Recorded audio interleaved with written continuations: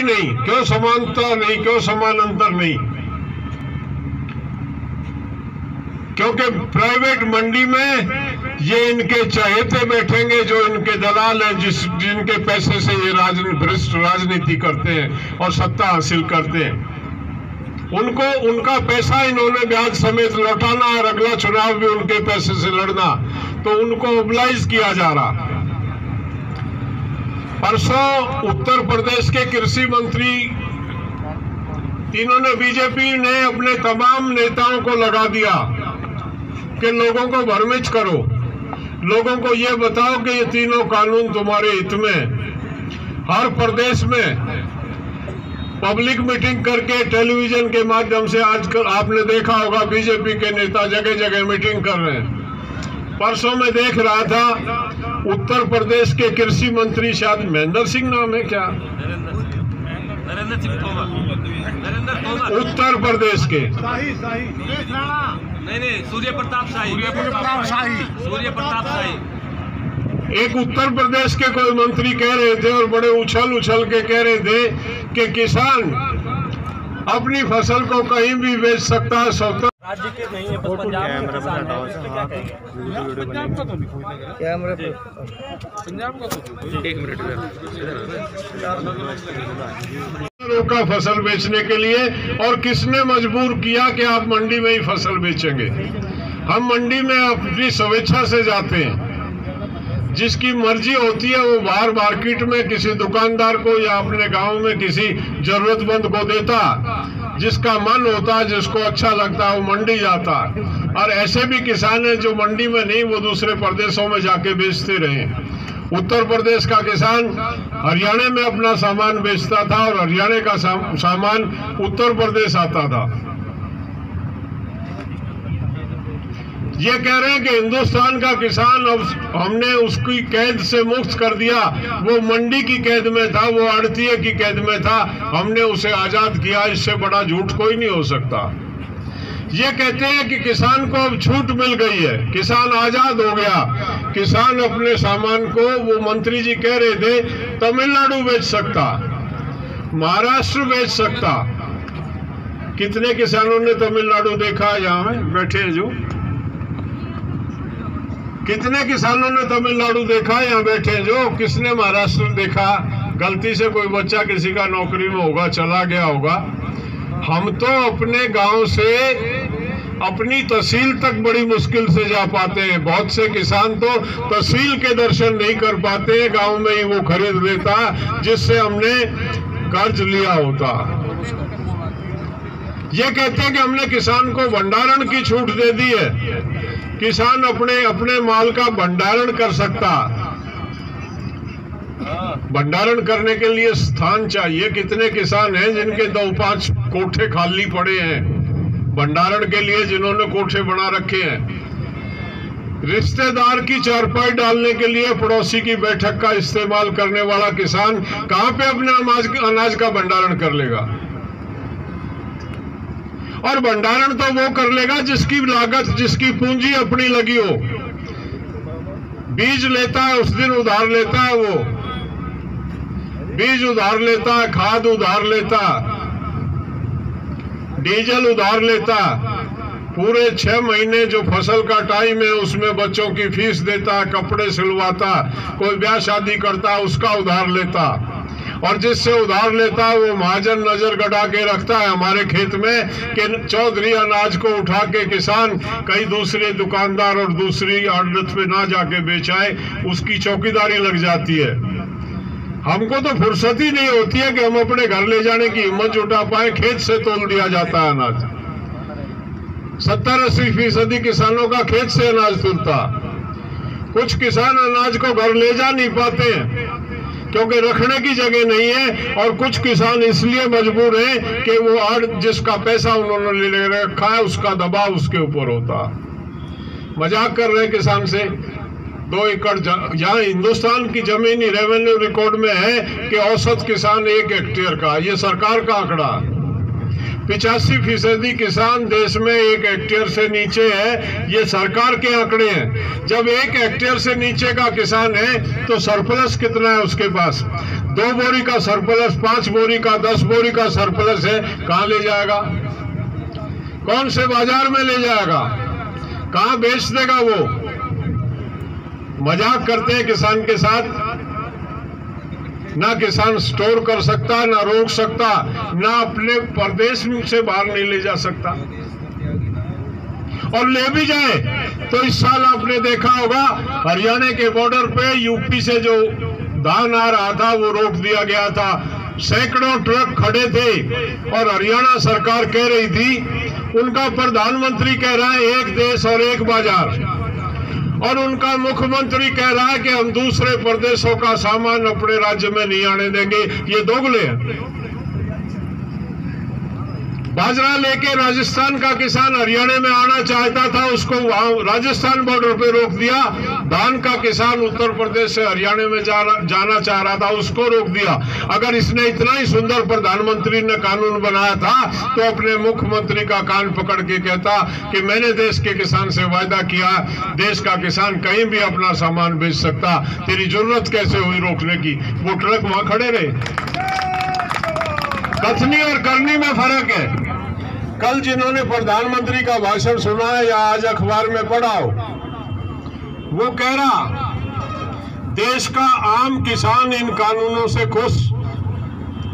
ये जो लोग आंदोलन कर रहे हैं, ये चंद लोग राजनीतिक दल के बरगलाने और बहकाए हुए यहाँ आए हुए हैं। मतलब हम चंद लोग हैं। उसको ये किसान आंदोलन नहीं दिख रहा। उसने स्पष्ट कहा कि चंद लोग राजनीतिक लोगों के बहकावे में आके यहाँ पे आए हुए हैं, आम किसान खुश है। ये उसकी सोच है प्रधानमंत्री की, जो कल उसने मन की बात में कही है। आप अंदाजा लगा लो लड़ाई कहाँ है आज। लड़ाई कहाँ है इस बात से अंदाजा लगेगा। दूसरी बात उसने कही है, उसने कहा है कल मन की बात में कि हमने स्वामीनाथन की रिपोर्ट लागू कर दी। उसने कहा है कि एमएसपी थी, एमएसपी है और एमएसपी रहेगी। मैं गया था कल एक चैनल पे प्रधानमंत्री की बात के बाद, और मैंने कहा था कि इस तरह के झूठे व्यक्ति को शर्म आनी चाहिए। नरेंद्र मोदी झूठ बोले तो कोई फर्क नहीं पड़ता, लेकिन देश का प्रधानमंत्री झूठ बोले तो बहुत फर्क पड़ता। एमएसपी स्वामीनाथन की रिपोर्ट की रिकमेंडेशन है, फार्मूला है, एक मैथमेटिक्स की कैलकुलेशन है, C2+50। और प्रधानमंत्री और इस सरकार ने जो हमको दिया है वो है A2FL। A2FL से गेहूं की कीमत 1975 रुपए बनती है, और C2+50 से जो गेहूं की कीमत है वो 3100 रुपए बनती है। C2+50 स्वामीनाथन की रिपोर्ट का फार्मूला है, उसके हिसाब से गेहूं की कीमत 3100 रुपए होनी चाहिए थी। ये झूठा कल भी झूठ बोल रहा था, देश को झूठ बोल रहा था कि मैंने जो है C2+50 दे दी है। इससे झूठा व्यक्ति नहीं हो सकता कोई। विडंबना यह है कि बहुत से भाई आज भी भ्रमित है इससे। ये जिस तरह की राजनीति करता, जिस तरह की दुकान चलाता, पता नहीं आप कब समझोगे और इस देश का मतदाता कब समझेगा। इसने कहा कि एमएसपी थी, है और रहेगी। बिल्कुल ठीक है, एमएसपी थी, है और रहेगी, ये तो हमको भी पता। एमएसपी जारी रहे ये हमारी मांग नहीं है। एमएसपी पे खरीद हो ये हमारी मांग है। अगर उसमें थोड़ी भी ईमानदारी थी, थोड़ी भी गैरत थी उसमें, तो उसको कहना चाहिए था कि एमएसपी को हम कानूनी जामा पहनाएंगे, एमएसपी से कम पे एक दाना भी कोई खरीदेगा तो वो दंड का अधिकारी होगा। कहता ये खुले बात उसमें मन से बात को घुमा रहा। जो शहर के लोग हैं जो नहीं जानते हमारी तकलीफ को, वो कह रहे हैं सरकार तो वायदा कर रही है एमएसपी जारी रहेगी। अरे ये हमारी मांग ही नहीं है एमएसपी जारी रहेगी।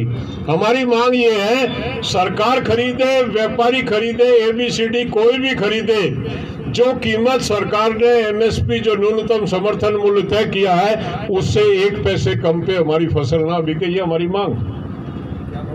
तो क्या भरोसा करोगे और किससे उम्मीद करोगे जब प्रधानमंत्री स्वयं में झूठ बोल रहा है, राष्ट्र को संबोधित कर रहा है, वो मन की बात बता रहा है और उसमें झूठ बोल रहा है, तो ऐसे झूठे आदमी पे क्या भरोसा किया जाए। बहुत से लोग ये कहते हैं कि भाई आप मान क्यों नहीं रहे, सरकार तो तैयार है। मैंने कहा ये झूठ बोलने तो छोड़े, पहले हम यहाँ खड़े हैं, हम कह रहे हैं हमको तकलीफ है, और ये जाके कच्छ भुज में हमारे भाइयों को इकट्ठा करके ये कहता है कि किसान भ्रमित है, किसान की समझ में नहीं आ रहा। ये जताने का प्रयास कर रहा है देश और दुनिया के सामने कि मैंने तो जो किया ठीक है, किसान भ्रमित है। फैसला उस दिन होगा जिस दिन वो ये कहेगा कि हमसे चूक हुई है, हमसे गलती हुई है, देश का अन्नदाता, देश का किसान दिल्ली के दरवाजे पे आया, इसकी मुझे पीड़ा है और मैं उनका स्वागत करता हूं, और ये मिलने का टाइम दे के उस बात को जब निपटाने की बात करेगा तब आएगी। तब तक जब तक ये शब्द, इसके शब्द नहीं बदलते तब तक इससे कोई आशा नहीं की जा सकती। हम सब यहाँ इकट्ठे हैं, जो भाषा सरकार की और जो भाषा प्राइम मिनिस्टर की है उससे स्पष्ट है कि अभी उनको अकल आई नहीं। प्रजातंत्र में आदमी जनतंत्र की गिनती और संख्या से जोखता है।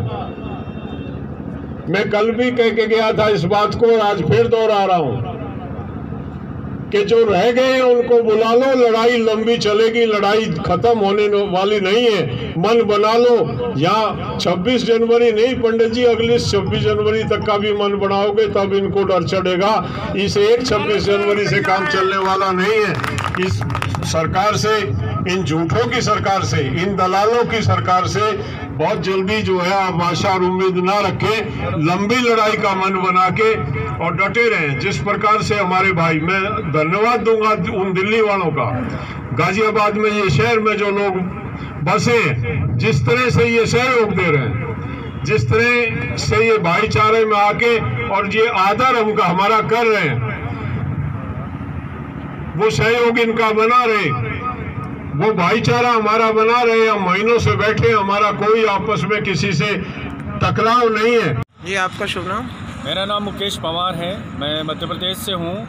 और साथियों, कल 11 बजे पूरे देश में हमारे जो 29 किसान शहीद हुए हैं उनकी याद में श्रद्धांजलि कल दी जाएगी। आपसे भी निवेदन है कि आप अपने अपने गांव में उन किसानों को श्रद्धांजलि जरूर दें। धन्यवाद।